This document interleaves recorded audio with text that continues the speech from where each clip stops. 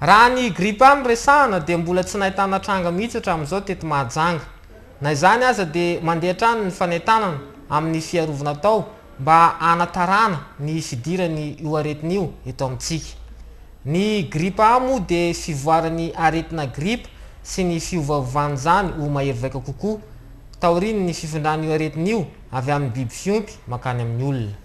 Ny zavatra atao dia ny rekomandasion firaisambe eran-tany momba ny fahasalamany ny OMS ihany dia hoe amin'izao fotoana mbola tsy nisy ilay dia fiarovana.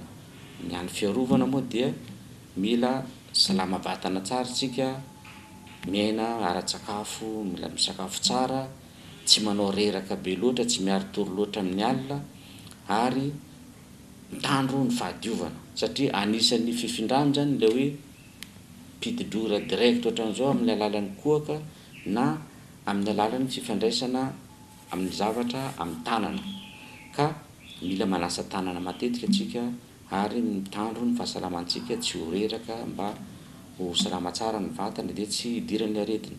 Ka rehefa sanatrika hoe tonga ilay aretina dia ny fitsaboana azy aingana any amin'ny hopitaly no tena tsara.